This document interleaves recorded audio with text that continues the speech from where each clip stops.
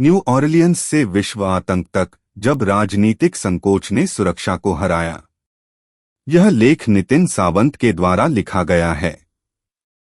आतंकवाद के वैचारिक कारणों पर चर्चा करने से बचने का डर पश्चिमी देशों की चरमपंथ से लड़ने की क्षमता को कमजोर करता है। न्यू ऑरलियंस हमले ने सुरक्षा को प्राथमिकता देने और समस्या की जड़ों पर ईमानदारी से चर्चा करने की आवश्यकता को रेखांकित किया है।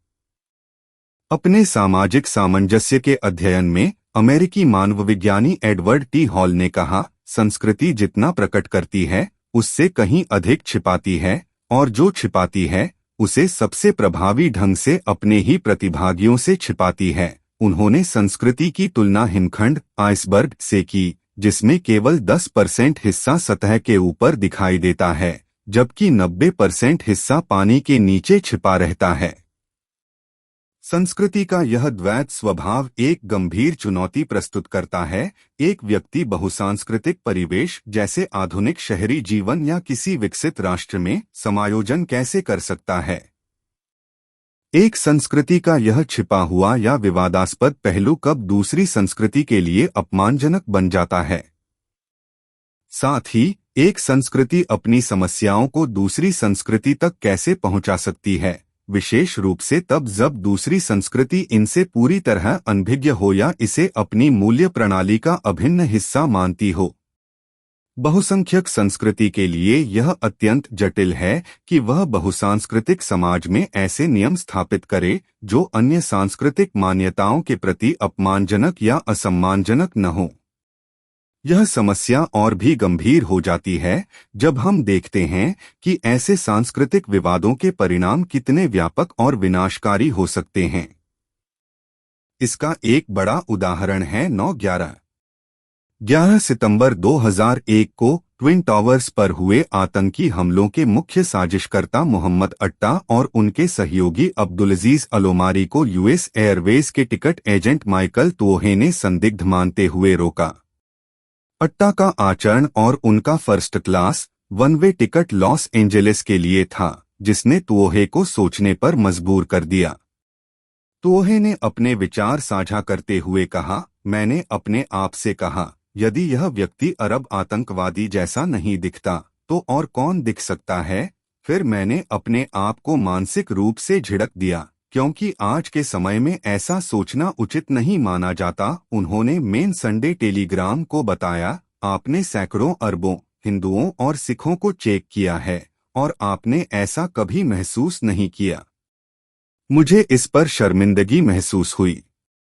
क्या आप इस सांस्कृतिक जटिलता की गहराई को समझ सकते हैं?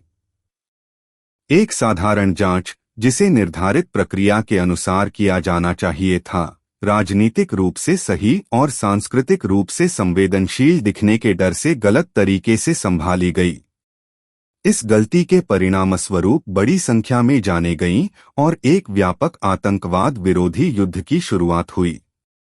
यह त्रासदी टल सकती थी यदि कर्तव्य श्रृंखला के सबसे निचले स्तर पर खड़े अधिकारी ने अपने प्रशिक्षण पर भरोसा किया होता और राजनीतिक संकोच का शिकार न हुआ होता। पश्चिम का इस्लामी चरमपंथ से निपटने में असमर्थता। इस्लामी चरमपंथ पर बहस ने वर्ष 2025 की शुरुआत को एक प्रमुख चर्चा का विषय बना दिया है। यह वर्ष न्यू ऑरलियंस में हुए जिहादी आतंकी हमले से शुरू हुआ, जिसने वैश्विक सुरक्षा के मुद्दों पर ध्यान केंद्रित कर दिया। इसके अतिरिक्त एलन मस्क ने एक्स ट्विटर पर ब्रिटेन में लंबे समय से अनदेखे किए जा रहे ग्रूमिंग गैंग स्कैंडल की पोल खोल दी, जिससे तथाकथित उदारवादी वर्ग असहज और शर्मिंदा हो गया। इन घटनाओं के बाद आरोप प्रत्यारोप का दौर और प्रमुख डिबेट्स में नैतिक उपदेशों का सिलसिला शुरू हो गया।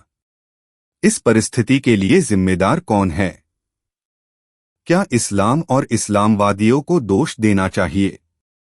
क्या प्रमुख इस्लामी देशों से यह अपेक्षा करनी चाहिए कि वे अपने प्रोपेगेंडा पर नियंत्रण रखें? या जैसा अक्सर देखा जाता है, धर्म को ही समस्या की जड़ मान लेना चाहिए? सच्चाई यह है कि पश्चिम अब केवल यह मांग नहीं कर सकता कि मध्य पूर्व के देश चरमपंथी समूहों पर नकेल कसें। ऐसा इसलिए है क्योंकि पहले आलोचना का शिकार रहे ये देश अब आतंकवाद के खिलाफ लड़ाई में सबसे आगे हैं। 2017 में ब्लूमबर्ग टीवी पर चरमपंथ के डिजिटल समाधान पर आधारित एक पैनल में सऊदी अरब और संयुक्त अरब अमीरात यूएई के विदेश मंत्रियों ने पश्चिम की आतंकवाद से निपटने की रणनीति पर खुलकर आलोचना की। यूएई के विदेश मंत्री ने चेतावनी दी कि यदि यूरोप चरमपंथ को नियंत्रित करने में विफल रहता है तो उसे आतंकवाद के प्रजनक देशों के रूप में देखा जा सकता है। शेख अब्दुल्ला बिन जायद अल नहयान ने जोर देकर कहा कि ऐसे देशों को सार्वजनिक रूप से उजागर किया जाना चाहिए जो आतंकवाद से निपटने के लिए पर्याप्त प्रयास नहीं कर रहे। उन्होंने कहा, सऊदी अरब आतंकवाद से लड़ने के लिए यूरोपीय देशों से अधिक इच्छुक है। हत्या और खून बहाने की आवाजें लंदन, जर्मनी, स्पेन और इटली में उठ रही हैं। इस्लामी धर्मगुरुओं का दृष्टिकोण भी महत्वपूर्ण है। शेख डॉक्टर मोहम्मद अल-इस्सा, जो मुस्लिम वर्ल्ड लीग के महासचिव हैं, ने पश्चिमी देशों में रहने वाले मुस्लिम समुदायों से स्थानीय कानूनों का पालन करने और अपने अपनाए गए देशों के प्रति वफादारी बनाए रखने का आह्वान किया। उन्होंने यहां तक कहा कि यदि कोई मुस्लिम समुदाय वहां की व्यवस्था से असहज महसूस करता है तो उन्हें दंगे और समस्याएं खड़ी करने के बजाय किसी अन्य देश में स्थानांतरित हो जाना चाहिए। अब इसे इस्लामी चरमपंथ के मामलों पर पश्चिम की प्रतिक्रिया से तुलना करें। न्यू ऑरलियंस में हुए आतंकी हमले के बाद शुरुआती प्रतिक्रिया देने वाली टीम ने कैमरे पर जोर देकर कहा कि यह आतंकी घटना नहीं है, जबकि हमलावर के वाहन पर ईसिस का झंडा खुलेआम लहरा रहा था। यहां तक कि अमेरिकी जांचकर्ताओं ने इसे इस्लामी आतंकी हमला कहने से परहेज किया। यह प्रवृत्ति अटलांटिक के दूसरी तरफ भी देखी जा सकती है।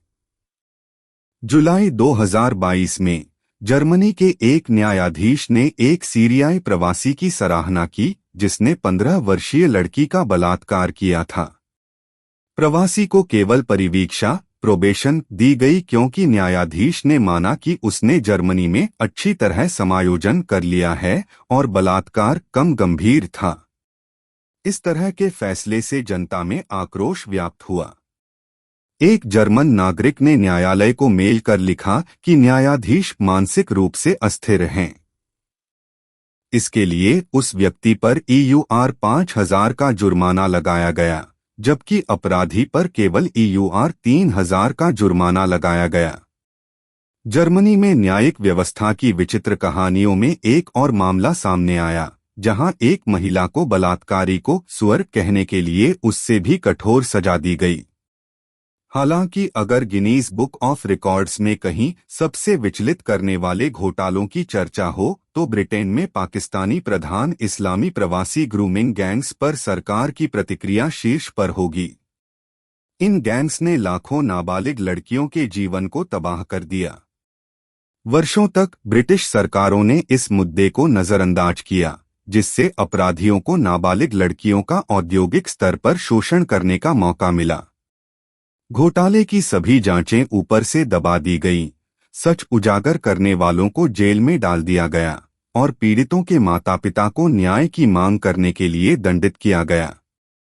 2008 में ब्रिटेन के होम ऑफिस ने एक सर्कुलर जारी किया, जिसमें पुलिस बलों को निर्देश दिया गया कि इन लड़कियों ने अपने यौन व्यवहार के बारे में सूचित निर्णय लिया है और इसलिए पुलिस को इसमें हस्तक्षेप करने की आवश्यकता नहीं है। कल्पना कीजिए, एक नाबालिग लड़की को यह मान लेना कि उसने अपने शोषण के लिए स्वयं निर्णय लिया है, कितनी क्रूर और असंवेदनशील धारणा है। ब्रिटेन में इन ग्रूमिंग गैंग्स की कहानियां सोशल मीडिया पर चर्चा में रहने वाली कहानियों से कहीं अधिक भयावह हैं। मौजूदा ब्रिटिश प्रधानमंत्री कीर स्टारमर पर भी यह आरोप लगाए गए हैं कि उन्होंने इन अपराधियों को सजा से बचने में मदद की और पीड़ितों को अपने घरों में छिपने के लिए मजबूर किया। 2007 में ब्लैकपूल की 14 वर्षीय चार्लीन डाउन का यौन शोषण किया गया और उसकी लाश को अपराधी के रेस्तरां में बेचे जाने वाले कबाब के मांस में मिला दिया गया। जीवित पीड़ितों के लिए स्थिति भी कम विकराल नहीं थी। बलात्कार पीड़ितों को सरकार ने मजबूर किया कि वे अपने बच्चों के जन्म प्रमाण पत्र में अपराधियों का नाम जोड़े, जिससे अपराधियों को पितृत्व का अधिकार मिल सके। यह कल्पना करना भी भयावह है कि सरकारें कैसे ऐसे अपराधियों को संरक्षित करने के लिए बाध्य हो सकती हैं। ऐसे मामलों को उजागर करना मीडिया के लिए अपनी जिम्मेदारी और प्रतिष्ठा दोनों को मजबूत करने का अवसर हो सकता था। लेकिन ब्रिटिश मीडिया ने इस विषय पर ज्यादातर चुप्पी साधे रखी। बीबीसी और चैनल 4 ने बार बार उन मामलों पर डॉक्यूमेंट्री बनाई जिनमें बाद में पीड़ितों को झूठा पाया गया, जबकि हजारों वास्तविक मामलों को पूरी तरह से नजरअंदाज कर दिया गया। यह सवाल उठता है कि पश्चिम क्यों ऐसे नैतिक और सामाजिक पतन को बढ़ावा देता है। क्या यह राजनीतिक सहीता के नाम पर होता है या इसके पीछे और भी गहरे सामाजिक राजनीतिक कारण छिपे हुए हैं? यह केवल ब्रिटेन ही नहीं बल्कि पूरे पश्चिमी समाज के लिए एक आत्ममंथन का विषय है। चरमपंथ को नजरअंदाज करने की कीमत। यूएई के विदेश मंत्री Sheikh Abdullah bin Zayed Al Nahyan ने पश्चिम के इस्लामी चरमपंथ के प्रति ढीले रवैये और जटिल प्रतिक्रियाओं पर तीखी आलोचना की। उन्होंने स्पष्ट रूप से कहा, वह दिन दूर नहीं जब हम देखेंगे कि यूरोप से अधिक कट्टरपंथी, चरमपंथी और आतंकवादी उभर रहे हैं, क्योंकि वहां निर्णय लेने की कमी है और लोग राजनीतिक सहीता के नाम पर डरते हैं। यह बयान इस ओर संकेत करता है कि राजनीतिक सहीता का चरम स्तर इस्लामी चरमपंथी नेटवर्क को अधिक मजबूत बना रहा है। अपराधी यह भली भांति समझते हैं कि पश्चिम इस्लामी आतंकवाद को पहचानने और इसे नाम देने में झिझकता है, क्योंकि यह वैचारिक रूप से इस्लाम और उसके अनुयायियों के बीच संबंध को स्वीकार करने का संकेत हो सकता है। यही डर पश्चिम को रोकता है, क्योंकि इससे उन्हें वामपंथी बुद्धिजीवियों, मीडिया और शिक्षाविदों द्वारा इस्लामोफोबिक करार दिए जाने का जोखिम होता है। पश्चिमी नेताओं ने इस स्पष्ट कनेक्शन को स्वीकार करने के बजाय अस्पष्ट बयानबाजी का सहारा लिया। इसका नतीजा यह हुआ कि अपराधियों को पीड़ितों से अधिक सहूलियत मिली। अमेरिका में बाइडेन प्रशासन ने अपनी डाइवर्सिटी, इक्विटी और इंक्लूजन डेई पहल के तहत खुफिया अधिकारियों को चेतावनी दी कि वे इस्लामी आतंकवाद पर चर्चा करते समय समस्या उत्पन्न करने वाले शब्दों का उपयोग न करें। इन शब्दों में सलाफी जिहादी, इस्लामी चरमपंथी और कट्टरपंथी इस्लामवादी जैसे शब्द शामिल हैं। यह कोई साधारण प्रशासनिक चूक नहीं थी, यह अतिवाद से जुड़े इस्लामी समर्थन समूहों द्वारा वर्षों की घुसपैठ का परिणाम थी। विवादास्पद व्यक्तित्व जैसे कि शेख हमजा यूसुफ का आतंकवादरोधी नीति के निर्माण में योगदान इस घुसपैठ की गंभीरता को उजागर करता है।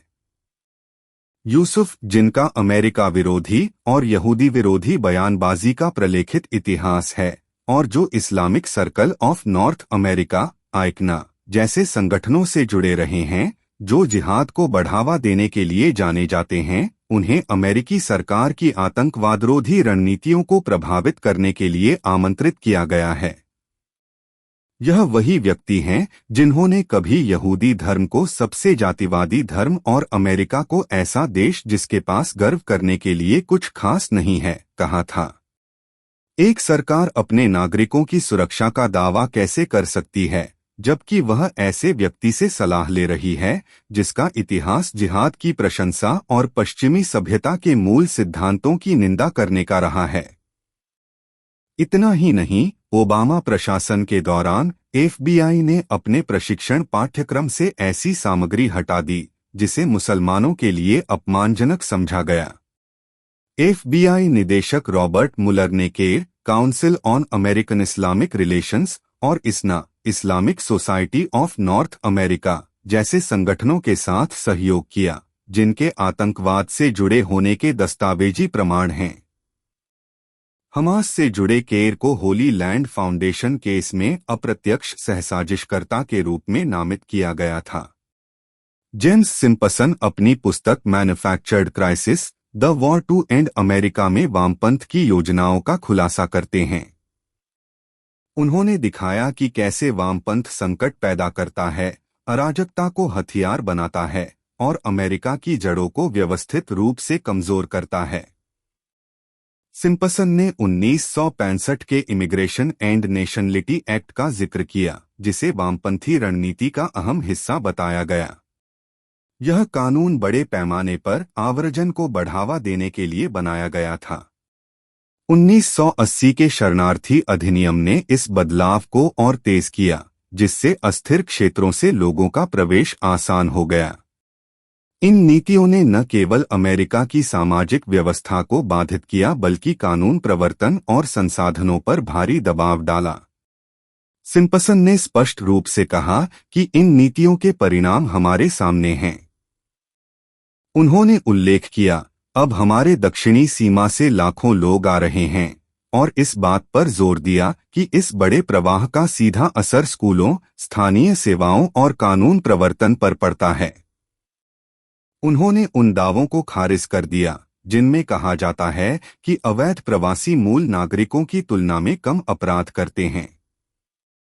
सिम्पसन ने दो टूक कहा, यदि अवैध प्रवासन नहीं होता तो अवैध प्रवासियों द्वारा अपराध भी नहीं होते।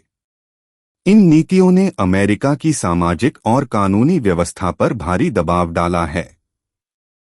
आव्रजन से जुड़ी समस्याएं केवल संख्या तक सीमित नहीं हैं, बल्कि इसका असर अपराध दर और सामाजिक संसाधनों की कमी में भी देखा जा सकता है। यूके में ओल्डहैम के ग्रूमिंग गैंग्स के बारे में खुलासा करने वाले राजा मियां ने स्पष्ट रूप से बताया कि ये गैंग मुख्य रूप से पाकिस्तानी और बड़े पैमाने पर मुस्लिम समुदाय से जुड़े थे। इन ग्रूमिंग गैंग्स ने वर्किंग क्लास इलाकों की नाबालिग लड़कियों को निशाना बनाया। उन्होंने यह भी बताया कि लेबर पार्टी की सुरक्षा और उनके ब्लॉक वोटों पर निर्भरता के कारण इन अपराधियों को कार्रवाई से बचाया गया। राजा मियां का खुलासा चौंकाने वाला है, क्योंकि यह केवल अपराध की कहानी नहीं, बल्कि एक राजनीतिक विफलता और नैतिक पतन का प्रमाण है। जी हां, आपने सही पढ़ा। लेबर पार्टी के नेताओं और उनके तथाकथित उदारवादी साथियों, चाहे वे पुरुष हों या महिलाएं, ने सत्ता में बने रहने के लिए इन घिनौने अपराधों पर आंखें मूंद लीं। कल्पना करें, कभी एक महान साम्राज्य के रूप में पहचाने जाने वाले ब्रिटेन को इस हद तक गिरा दिया गया कि लाखों नाबालिग लड़कियों की जिंदगियां तबाह हो गईं, और इसका कारण केवल कुछ भ्रष्ट राजनेताओं का सत्ता में बने रहने का लालच था। आगे का रास्ता। इस्लामी चरमपंथ से निपटने के लिए सबसे पहला और जरूरी कदम है सच्चाई का सामना करना और वास्तविकता को स्वीकार करना, विशेष रूप से पश्चिमी देशों के लिए। यह समस्या तब तक हल नहीं हो सकती जब तक पश्चिम इस्लामी हिंसा और इस्लाम के कुछ विवादास्पद धार्मिक सिद्धांतों के बीच संबंध पर खुलकर चर्चा नहीं करता। यह एक जटिल और संवेदनशील मुद्दा है, लेकिन इसे संबोधित करना अनिवार्य है, चाहे वह कितना भी विवादास्पद या असुविधाजनक क्यों न हो। रेयर की खोजी पत्रकार एमी मेक का कहना है, इस्लाम का विरोध करना ठीक है, लेकिन मुसलमानों का नहीं। उन्होंने स्पष्ट किया कि इस्लाम एक विचारधारा है, विचारों और मान्यताओं का एक समूह। यह किसी एक मुस्लिम व्यक्ति की परिभाषा से बंधा नहीं है, बल्कि यह अपने मूल स्वभाव में जो है वही है। किसी भी विचारधारा को आलोचना से ऊपर नहीं रखा जा सकता, विशेषकर उसे जो राजनीतिक और सामाजिक प्रभुत्व का लक्ष्य रखती है। एमी मेक यह भी कहती हैं कि चूंकि हम किसी इस्लामी देश में नहीं रहते जहां इस्लाम को बौद्धिक विश्लेषण से बचाने के लिए सेंसरशिप, धमकी और हिंसा का सहारा लिया जाता है, इसलिए हमें अपनी स्वतंत्रता का उपयोग करते हुए इस्लामी मूल्य प्रणाली और पश्चिमी उदारवाद के बीच बहस करनी चाहिए। ब्रिटेन जैसे देशों को पाकिस्तान के प्रति अपनी लंबे समय से चली आ रही मोहग्रस्तता से बाहर आना होगा। यह ब्रिटिश प्रशासन के लिए एक बड़ी चुनौती है, क्योंकि पाकिस्तान की अवधारणा का जन्म ब्रिटिश विश्वविद्यालयों में हुआ और इसे व्यापक समर्थन भी दिया गया। यह ध्यान देने योग्य है कि पाकिस्तानी मूल के व्यक्तियों ने ब्रिटेन में नाबालिग लड़कियों को गंभीर नुकसान पहुंचाया है। हाल ही में एक पाकिस्तानी व्यक्ति ने ब्रिटेन में एक बच्चे का यौन शोषण करने का प्रयास किया और इसे अपने धर्म के संदर्भ में उचित ठहराने की कोशिश की। उसने दावा किया कि उसके पैगंबर ने भी 9 साल की लड़की से शादी की थी। यह इतिहास भी ध्यान देने योग्य है कि पाकिस्तान के संस्थापक मोहम्मद अली जिन्ना ने अपने सबसे अच्छे दोस्त की नाबालिग बेटी से शादी की, जो मुस्लिम नहीं थीं। सुधारवादी अर्शिया मलिक इस स्थिति में एक आशा की किरण देखती हैं। उनका मानना है कि यह मानसिकता तब तक नहीं बदलेगी जब तक महिलाओं को पुरुषों के बराबर गरिमा का अधिकार देने के बुनियादी धार्मिक तर्क को चुनौती नहीं दी जाती। उनका कहना है कि यह बदलाव धर्म ग्रंथों की गहन समीक्षा, उनके अनुवाद और गलत व्याख्याओं के खिलाफ बहस से ही संभव है। हालांकि यह कार्य सरकारों के बजाय उन साहसी व्यक्तियों द्वारा किया जा रहा है जो मुस्लिम पृष्ठभूमि से आते हैं।